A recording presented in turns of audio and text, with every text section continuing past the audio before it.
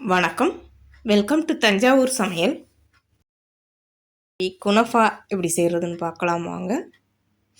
ரொம்ப ஈஸியாக வீட்டில் இருக்க பொருட்களை வச்சே செய்யலாம்.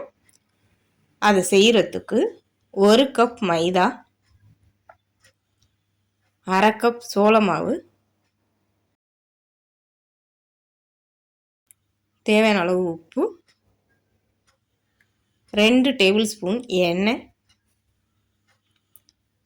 1 கப் தண்ணி. மாவை கரைச்சி தான் எடுக்க போகிறோம். இதை அரைக்க தேவையில்லை. மிக்சியில் கொஞ்சம் ஈஸியாக கரைக்கலாங்கிறதுக்காக நான் இதில் கரைச்சி எடுக்கிறேன். கட்டி இல்லாமல் கரைச்சி எடுத்துக்கலாம். பாத்திரத்தில் வச்சு விஸ்கு வச்சும் கரைச்சி எடுத்துக்கலாம்.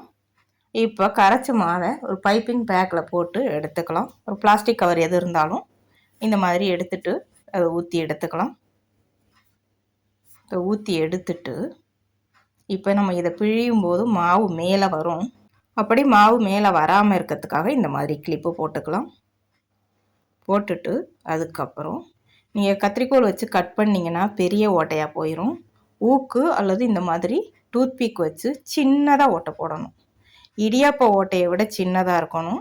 பெருசாக இருந்துச்சுன்னா நீங்கள் உங்களோட ஜாலர் அப்பம் மாதிரி வந்துடும். சின்னதாக இருந்தால் தான் இந்த அளவுக்கு வரும். நல்லா நைஸாக வரணும். அதுக்காக ஓட்டை ரொம்ப சின்னதாக எந்த அளவுக்கு போட முடியுமோ அந்த அளவுக்கு போட்டு எடுக்கணும். கொஞ்சம் பெருசாக போனாலும் நல்லா இருக்காது. போட்டுட்டு இந்த மாதிரி பிழிஞ்சு விட்டு ரொம்ப சீக்கிரம் வெந்துடும். முறுமுறுன்னு வேகக்கூடாது. இந்த மாதிரி சாஃப்டாக இருக்கும்போதே எடுத்துடணும். அவ்வளோதான், திருப்பி போடக்கூடாது. வெந்த உடனே இது மாதிரி எடுத்துக்கலாம். சாஃப்டாக இருக்கணும். இதே மாதிரி எல்லாத்தையும் செஞ்சு எடுத்துக்கலாம். ஜாலரப்பம் செய்வோம் இல்லையா, அதே மாதிரி தான். அதுக்காக ஜாலரப்பம் செய்கிற அந்த கப்பில் செஞ்சிங்கன்னா திக்காக இருக்கும். இந்த மாதிரி இருக்காது. இந்த மாதிரி செஞ்சிங்கன்னா உங்களுக்கு நல்லா நைஸாக கிடைக்கும். மிதமான சூட்டில் இந்த மாதிரி வேக வச்சு எடுத்துக்கணும். ஆனால் அதிகமாக வச்சாலும் கலர் மாறிடும். கலரும் மாறக்கூடாது. சாஃப்டாகவே இந்த அளவுக்கு வேக வச்சு எடுத்துக்கலாம். இந்த மாதிரி உங்களுக்கு கடையில் கிடைக்கிது. குனஃபா சேமியான்னு கேட்டிங்கன்னா கிடைக்கும். அங்கே வேணாலும் வாங்கிட்டு வந்து செய்யலாம். இந்த மாதிரி செய்கிறதுக்கு பதிலாக இப்போ இதெல்லாம் செஞ்சாச்சு. 1 கப்பு மாவுக்கு இவ்வளவு வந்துச்சு. அது இருக்கட்டும். அதுக்கப்புறம் இதுக்கு ஒரு க்ரீம் செய்யலாம். க்ரீம் செய்கிறதுக்கு 2 டேபிள் ஸ்பூன் சோள மாவு, 1 கப் பால் சேர்த்து இதை கட்டி இல்லாமல் நல்லா கரைச்சி எடுத்துக்கலாம். இது நல்லா கரைச்சாச்சு. இது கூட இனிப்புக்கு 2 டேபிள் ஸ்பூன் சர்க்கரை, 1 டேபிள் ஸ்பூன் வெண்ணெய் சேர்த்து இதை கொதிக்க வச்சுக்கலாம். இதை நல்லா கொதிக்க வச்சோம்னா ஒரு 2லேருந்து 3 நிமிஷத்தில் இது திக்காயிரும். பால் நல்லா கொதித்து நல்லா இந்த அளவுக்கு திக்காகும்போது அனலை குறைச்சி வச்சு இப்போ இதை இன்னும் கொஞ்சம் திக்காகிற வரைக்கும் வேக வச்சு எடுத்துக்கலாம். இப்போ இது நல்லா வெந்து நல்லா திக்காயிருச்சு. இந்த ஸ்டேஜ்லேயே இது கூட 1/4 டீஸ்பூன் ஏலக்காய் தூள் சேர்த்து நல்லா கலந்து விட்டு ஸ்டவ்வை ஆஃப் பண்ணிவிட்டு இதை எடுத்து ஆற வச்சுக்கலாம். இது ஆறுனதுக்கப்புறம் இன்னும் கொஞ்சம் திக்காகும். ஆறட்டும். 1/2 கப் அன்சால்டட் பட்டர் எடுத்திருக்கேன். இதை லைட்டாக உருக்கி எடுத்துக்கலாம். இந்த அளவுக்கு உருக்குனா போதும், ரொம்ப உருக்க தேவையில்லை. எடுத்துட்டு இப்போ நம்ம செஞ்சு வச்ச இந்த சேமியாவை சின்ன சின்னதாக கட் பண்ணி எடுத்துக்கலாம்.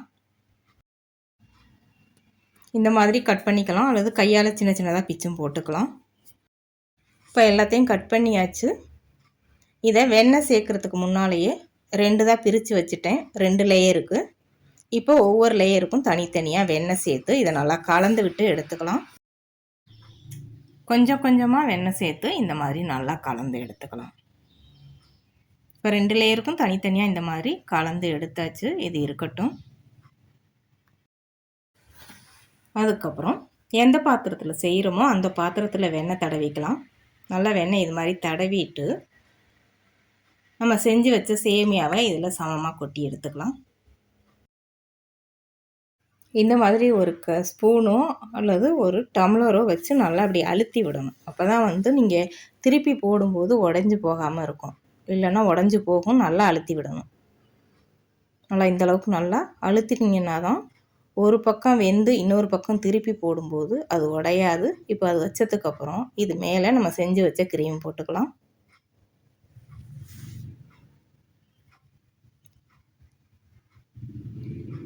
க்ரீம் இதே மாதிரி ஸ்பூனை வச்சு கொஞ்சம் கொஞ்சமாக நகர்த்தணும். ரொம்ப அழுத்தி தள்ளுனீங்கன்னா சேமியாவோட சேர்ந்து ஒன்றா வந்துடும். ஒன்றா வந்துடக்கூடாது. க்ரீம் தனியாக அப்படியே மேலே மெதுவாக இந்த மாதிரி சமப்படுத்திக்கலாம். இது மேலே கொஞ்சம் சீஸ் வைக்கிறேன். சீஸ் வச்சிங்கன்னா தான் டேஸ்ட்டு நல்லாயிருக்கும். க்ரீம் மட்டுமே வச்சும் செய்யலாம், சீஸ் மட்டும் வச்சு செய்யலாம். நான் இது ரெண்டையும் சேர்த்து வைக்கிறேன், அப்போ தான் டேஸ்ட்டு நல்லாயிருக்கும்.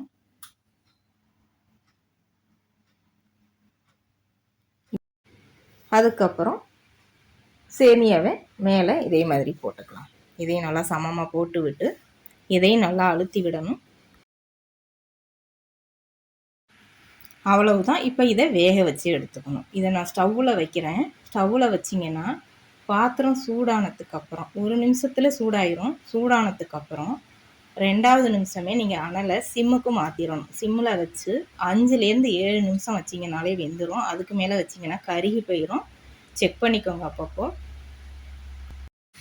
அவனில் வச்சு எடுத்திங்கன்னா 180 டிகிரி செல்சியஸில் 10லேருந்து 12 நிமிஷம் வேக வச்சு எடுத்துக்கலாம். அது பார்க்கும்போதே கலர் மாறும். கலர் மாறும்போது உங்களுக்கே தெரியும், அப்போ நீங்கள் எடுத்துடலாம். ரொம்ப கருகிராமல் எடுக்கணும், அவ்வளோதான். இப்போ நான் இன்னொரு பாத்திரத்தில் வெண்ணெய் தடவிட்டு இந்த பாத்திரத்துக்கு திருப்பி போட்டு வேக வைக்கிறதுக்காக இந்த பாத்திரத்தில் வெண்ணெய் தடவி எடுக்கிறேன். நீங்கள் அதே பாத்திரத்தில் வேக வைக்கிறீங்க அப்படின்னா அந்த பாத்திரத்துலேருந்து வேறு பிளேட்டுக்கு மாற்றிட்டு அந்த பாத்திரத்தில் இருக்கிற வெண்ணெயை நல்லா தொடச்சிட்டு அதுக்கப்புறம் புதுசாக வெண்ணெய் போட்டு அதுக்கு மாற்றி வேக வைக்கணும். அந்த பழைய வெண்ணெயிலே வேக வச்சிங்கன்னா கருகிடும். அதனால் தொடச்சிட்டு அதுக்கப்புறம் வேக வைங்க.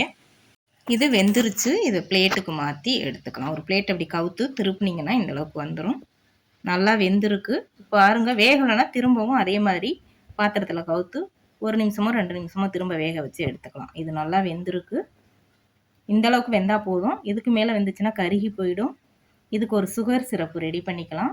அது செய்கிறதுக்கு 3/4 கப் சர்க்கரை எடுத்திருக்கேன், 3/4 கப் தண்ணி. சர்க்கரை நல்லா கரையணும். கரைஞ்சதுக்கப்புறம் கொஞ்சமாக கலருக்காக ஆரஞ்சு கலர் பவுடர் சேர்க்குறேன். இதை சேர்க்காமலும் செய்யலாம். 1/2 டீஸ்பூன் எலுமிச்சை சாறு, 1/4 டீஸ்பூன் ஏலக்காய் பவுடர் சேர்த்து சர்க்கரை நல்லா கரைஞ்சி ஒரு 5 நிமிஷம் இந்த மாதிரி கொதிக்க வச்சு எடுத்துக்கலாம். பாகுபதம் எதுவும் தேவையில்லை. இது நல்லா சூடாக இருக்கணும். நல்லா கொதிக்கும் போதே இதை எடுத்து இது மேலே கொஞ்சம் கொஞ்சமாக ஊற்றி இதை ஊற வச்சுக்கலாம். சர்க்கரை பாகு ஊற்றி கொஞ்சம் நேரம் ஊறினதுக்கப்புறம் கட் பண்ணி எடுத்திங்கன்னா சாப்பிட்றதுக்கு டேஸ்ட்டு ரொம்ப நல்லாயிருக்கும். இது மேலே கொஞ்சம் நட்ஸு சேர்த்து சாப்பிடும்போது டேஸ்ட்டு இன்னும் நல்லாயிருக்கும். வால்நட் அல்லது பாதாம், பிஸ்தா எது வேணாலும் சேர்த்துக்கலாம். இப்போ இதை கட் பண்ணி பார்க்கலாம் எப்படி இருக்குன்னு.